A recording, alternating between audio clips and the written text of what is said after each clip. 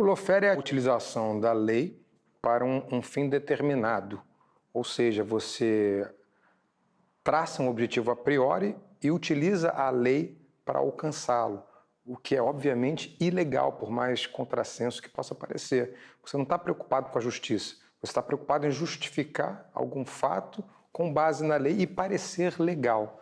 Então, o impeachment é exatamente isso, porque quando se diz, o nosso objetivo é derrubar o presidente, como fazer isso parecer legal? Transformar um crime de pedalada em crime de responsabilidade, porque é a única maneira de, pela Constituição, se tirar uma presidente.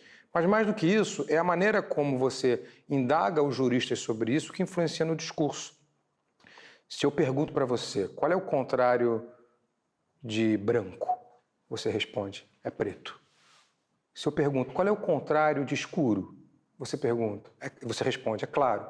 Mas e se eu perguntar, qual é o contrário de verde? É uma cor. Alguém vai pensar vermelho? Não, o contrário de verde é maduro. Só que você só pensou em termos cromáticos. Isso é uma indução cognitiva. Então, o lawfare é, em última instância, uma indução cognitiva, que funciona assim. Eu pergunto a um jurista, impeachment é crime? Qualquer um vai responder, não. Mas se eu perguntar, impeachment sem crime de responsabilidade é ilegal, é inconstitucional? Ele vai dizer, é inconstitucional. É a pergunta, é na pergunta que está o problema. Porque eu induzo, através da pergunta, uma resposta equivocada. É assim que o lawfare funciona. Pai, afasta de mim esse cálice. Pai, afasta de mim esse cálice. Pai, afasta de mim esse cálice de vinho tinto de sangue. O golpe de 2016 ele é muito mais sofisticado do que o golpe civil-militar de 1964. Enquanto em 64 o golpe foi dado com armas militares, tanques, fuzis, o golpe de 2016 teve 3 tripés básicos.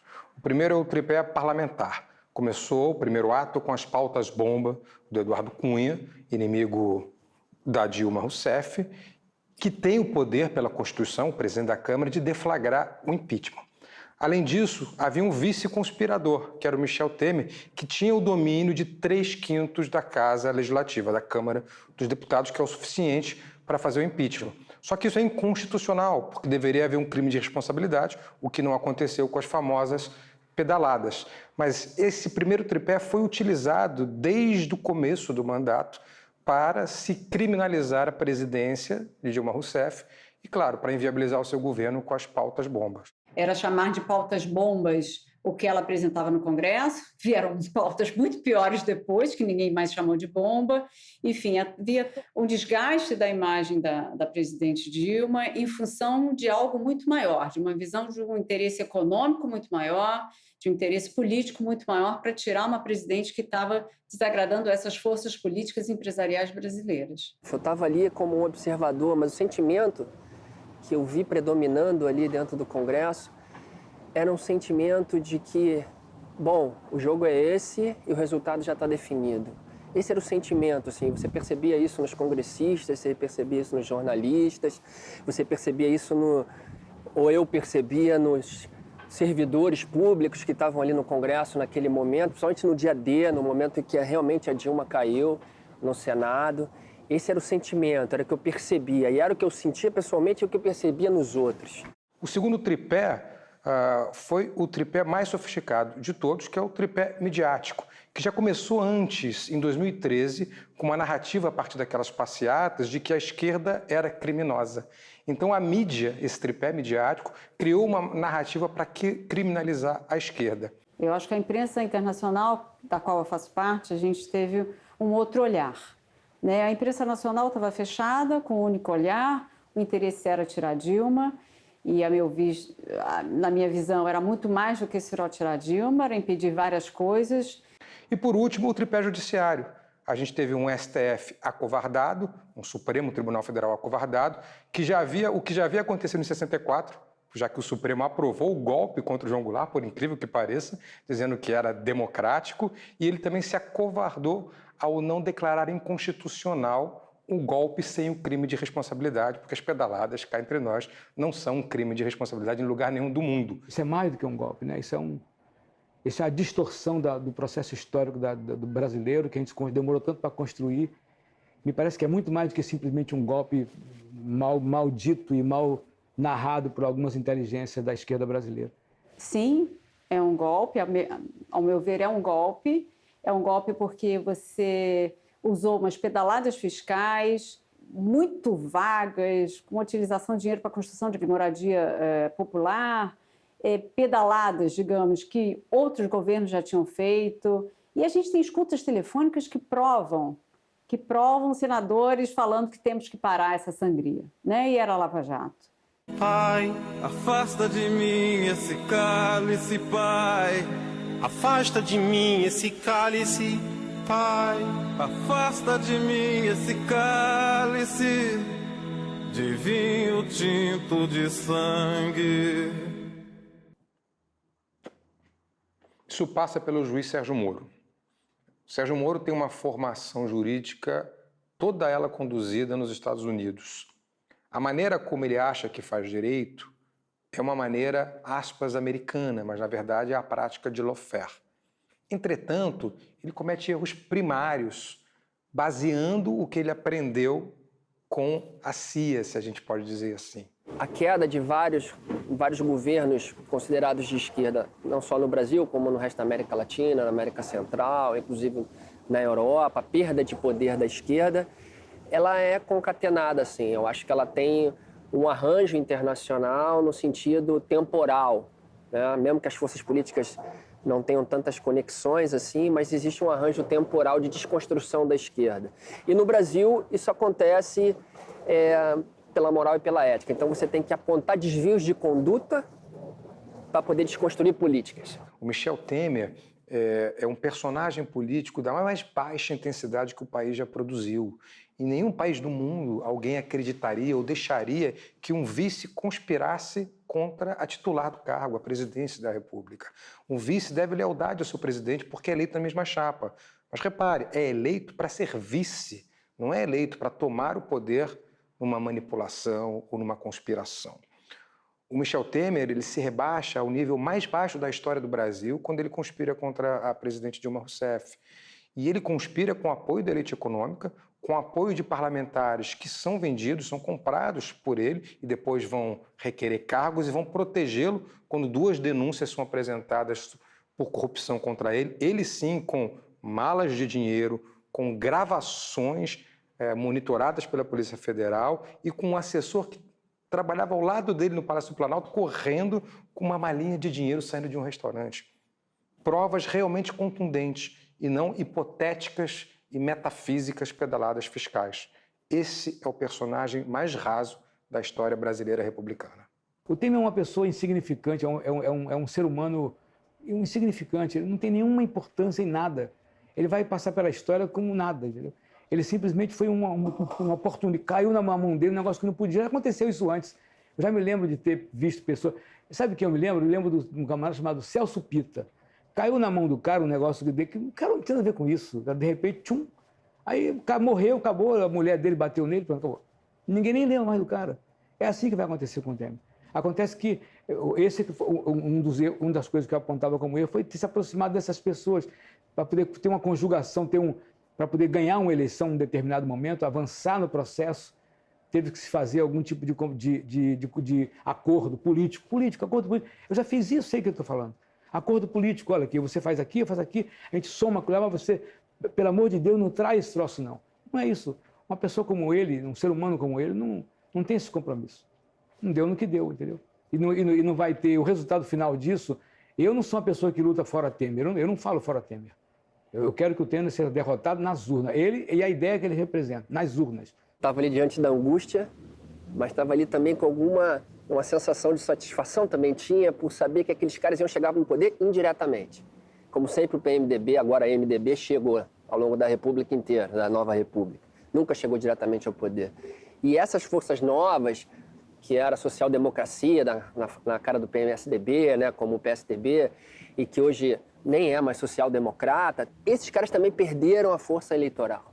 Todos eles perderam a força eleitoral. Os partidos que têm mais força política no Brasil hoje são partidos de esquerda.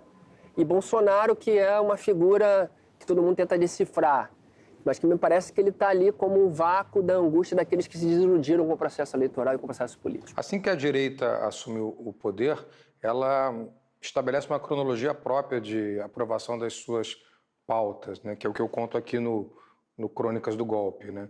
E isso significa aprovar leis retrógradas. Por exemplo, o controle de gastos por 20 anos, o que significa que nos próximos 20 anos não se pode investir em segurança, saúde e educação como deveria ser investido. Uma tentativa de flexibilizar o Estatuto do Desarmamento, ou seja, achando que armas para todos significa diminuir a violência. A flexibilização das leis que protegem a natureza, das leis ambientais, diversas outras aqui, né? Redução da maioridade penal, que é um projeto que está na pauta, o fim da demarcação das terras indígenas, o fim dos direitos dos quilombolas, o fim do direito de greve dos servidores, a regulamentação da terceirização sem limites, a nova lei trabalhista. Só para citar algumas, eu poderia citar 20 ou 30 leis, citei umas 7 ou 8 agora. Então, no momento em que a direita toma o poder, porque ela não assume, ela toma de assalto, essas pautas mais conservadoras e que só beneficiam a elite são logo aprovadas pelo Congresso. E a Previdência só não foi aprovada porque o Temer foi denunciado quando o governo completou 1 ano. Como beber dessa bebida amarga, tragar a dor, engolir a labuta. Mesmo calada a boca, resta o peito. Silêncio na cidade não se escuta. De que me vale ser filho da santa? Melhor seria ser filho da outra. Outra realidade menos morta. Tanta mentira, tanta força bruta. Pai, O Código de Processo Penal brasileiro diz que um sujeito só pode ser condenado com base na denúncia que o Ministério Público oferece para ele. Então, se eu sou investigado por roubar um livro e o Ministério Público me oferece uma denúncia por roubar este livro, eu só posso ser condenado por roubar este livro. Vem a instrução do processo, vem o processo, e aí o juiz não encontra provas de que eu roubei esse livro. Mas ele encontra uma testemunha que diz que no dia do roubo eu atravessei o farol vermelho. E aí eu sou condenado não pelo roubo do livro, mas por ter atravessado o farol vermelho. Isso significa que a sentença não correspondeu à denúncia. Então o processo só aí já teria que ser invalidado. Foi o que aconteceu com o Lula. O que diz a denúncia? Que Lula teria recebido o apartamento, o triplex no Guarujá, como vantagem indevida diante de 3 decretos da Petrobras que favoreceram a construtora OAS. O Sérgio Moro não condena Lula por isso. Condena Lula por ter uma conta corrente com a OAS em nome de Léo Pinheiro, presidente dessa empresa. Ou seja, a sentença não corresponde à denúncia. A defesa de Lula, então, entra com um embargo de declaração para questionar essa sentença. E o próprio juiz Sérgio Moro diz lá, está escrito, que em nenhum momento eu, Sérgio Moro, disse que as vantagens devidas de Lula correspondem à Petrobras. Nesse momento, o juiz Sérgio Moro comete 2 impropriedades. Uma, ele confessa que a sentença dele não corresponde à denúncia. Portanto, o processo deveria ser anulado. Segundo, ele confessa que não tem relação com a Petrobras. Então, ele não poderia ser o juiz do caso, porque ele só é o juiz do caso em acontecimentos relativos à Petrobras. O processo inteiro está anulado. Já na prisão do Lula, eu tive a possibilidade de acompanhar o último ato político dele no Rio de Janeiro, antes da prisão. Ele vai fazer um ato político depois em São Paulo, em São Bernardo, e dali ele vai para a Polícia Federal, né? Nesse ato, dentro do Circo Voador, na Lapa, no Rio de Janeiro, ele fez o último ato político dele no Rio de Janeiro antes de ser preso. E eu falei, bom, eu tenho que estar lá nesse momento também. Também foi um espaço super franqueado, estava super aberto, entrei também como frila e cheguei lá e vi aquele momento com artistas de vulto nacional, internacional, ali presentes, apoiando o Lula. Estava a Manuela também, a Manuela Dávila, do PCdoB, várias figuras políticas. Era como uma despedida, uma certa despedida de parte da liberdade dele mesmo. É como se ele estivesse ali dizendo, olha, eles vão me prender, mas eu estou aqui para dizer que vou continuar como um ator político. O grande erro do Lula talvez foi ter sido se aproximado de determinadas pessoas com grau de responsabilidade, grau de confiabilidade que não deveria ter feito. Ele comprometeu um pouco a camaradagem dele, né? O grupo que o perseguia, que o seguia, comprometeu, inclusive, politicamente, outras lideranças que poderiam ter sido emergentes e não foram por ter cometido erros em cargos que não poderiam estar sendo ocupados por aquelas pessoas. Aí acontece uma segunda prática conivente do judiciário. Isso deveria ir até a segunda instância, que é o TRF de Porto Alegre, e deveria ser anulado pelos desembargadores, que sabem, obviamente, que isso é ilegal, que o processo é ilegal. Mas esses mesmos desembargadores estão imbuídos do lawfare para a condenação de Lula. Tanto que a sentença no TRF, na segunda instância, demorou 6 meses, quando a média é de 1 ano e meio a 2 anos. Ou seja, correu-se com o processo e, além de se correr com o processo, não se identificou por esses 3 juízes os erros cometidos por Sérgio Moro. O que me leva a concluir que o lawfare está em toda a esfera jurídica. E outra conclusão que a gente pode tirar é que isso está tão embrenhado no Poder Judiciário que nenhuma denúncia apareceu ainda contra qualquer juiz nesse Brasil. Imagine uma delação da Odebrecht, que tem mais de 500 políticos envolvidos e não tem um juiz. Quer dizer que a Odebrecht compra centenas de políticos e nunca comprou um juiz? Dá para acreditar numa coisa dessa? É possível acreditar nesse conto de fadas da justiça brasileira? Primeiro, eu acho que foi uma sacanagem esse negócio, esse acontecimento, levando isso para o lado nosso aqui, né? Mas o Lula falou a coisa mais importante que o Brasil ouviu desse ano. Eu acompanho essa coisa da área política bastante. Ele falou a coisa mais importante: eu sou uma ideia. Isso, para mim, resumiu todo as conquistas que nós fizemos, né? Durante uma grande parte da nossa vida. A gente vem conquistando isso desde a época da anistia para cá. Isso vem evoluindo. E agora, quando ele declara isso, preso com o jeito que está, ele para mim, te entrega uma possibilidade de esperança. Porque ele sendo uma ideia, essa ideia está em mim, está em qualquer um de nós aqui, e ela pode se multiplicar através disso. Como é difícil acordar calado, se na calada da noite eu me dano. Quero lançar um grito desumano, que é uma maneira de ser escutado. Esse silêncio todo me atordoa. Atordoado eu permaneço atento, na arquibancada pra qualquer momento ver emergir o monstro da lagoa, pai. Eu não sou propriamente um admirador do presidente Lula, mas eu sou um admirador, sim, das políticas governamentais que ele implementou, apesar dos erros que cometeu. Justiça seja feita, então, ao presidente Lula.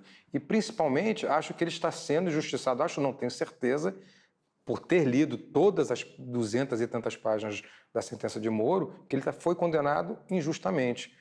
Então, quando a prisão foi decretada, com aquela velocidade toda, o juiz Sérgio Moro levou exatos 18 minutos para botar a sentença no ar, para decretar a prisão de Lula, quando o TRF a autorizou. Eu vejo que aquele comício em São Bernardo do Campo foi a única resposta possível do presidente. Ele trouxe a população, trouxe o clamor popular, trouxe o discurso midiático de volta para ele, porque o discurso midiático é todo entrecortado para manipular a população contra ele.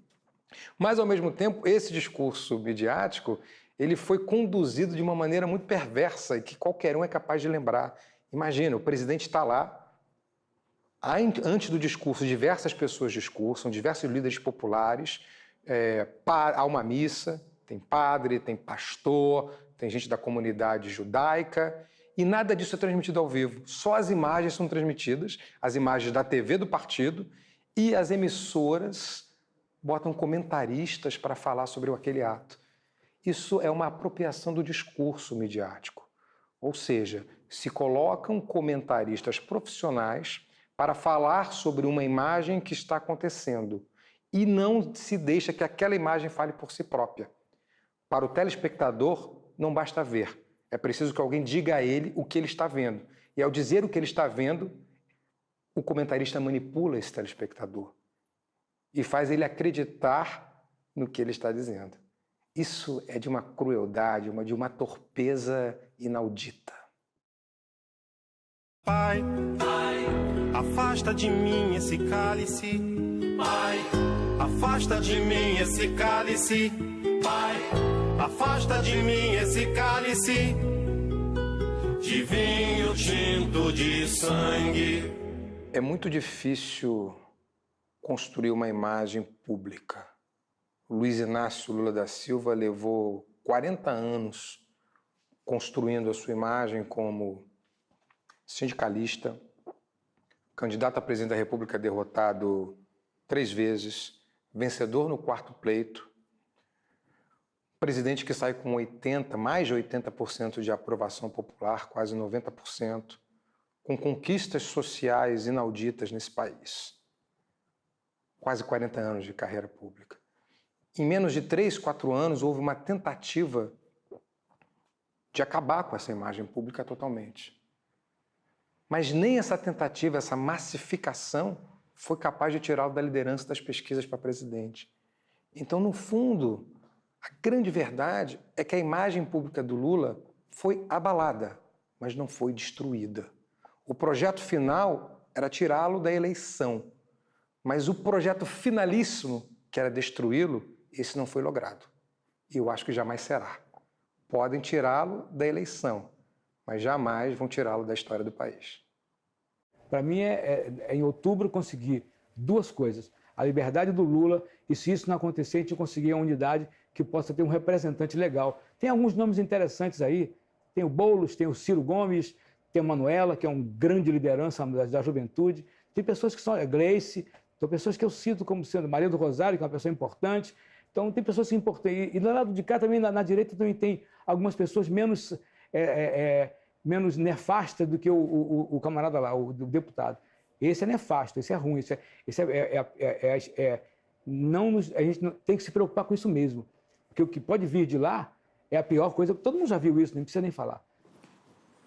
Se tem uma lição que a gente tira do golpe, é de que mais importante ainda do que o poder executivo ser exercido por alguém com convicções sociais, é o poder legislativo estar repleto de pessoas com esse pensamento. Porque a gente já sabe que bastam 172 deputados para evitar um novo golpe. Então a esquerda tem que pensar nas eleições futuras em fazer uma bancada de no mínimo 172 deputados para evitar essa barbárie que aconteceu. Como isso é feito? Pensando na união. Não precisa ser união de propostas, mas é união de princípios.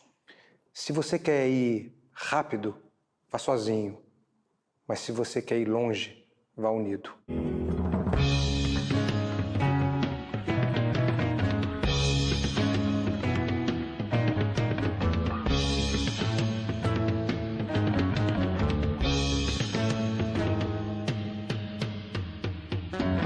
De muito gorda a porca já não anda, de muito usada a faca já não corta. Como é difícil, pai, abrir a porta, essa palavra presa na garganta. Esse pileque homérico no mundo, de que adianta ter boa vontade? Mesmo calado o peito resta a cuca dos bêbados do centro da cidade. Pai, afasta de mim esse cálice. Pai, afasta de mim esse cálice. Pai, afasta de mim esse cálice de vinho tinto de sangue. Talvez o mundo não seja pequeno, nem seja a vida um fato consumado. Quero inventar o meu próprio pecado, quero morrer do meu próprio veneno. Quero perder de vez tua cabeça, minha cabeça perder teu juízo. Quero cheirar fumaça de óleo diesel, me embriagar até que alguém me esqueça. Que pelo menos a gente consiga uma unidade para poder derrotar míseros 20% da população brasileira, que é só isso. O que hoje representa o deputado são 20% da população brasileira. 20% da população. Não é difícil derrotar 20% da população. Não é. porque não é nada. São guerreiros, são fortes, são fascistas, são skinheads, são carecas, são violentos, mas são 20%. São somente 20%. Então é fácil derrotar isso nas urnas.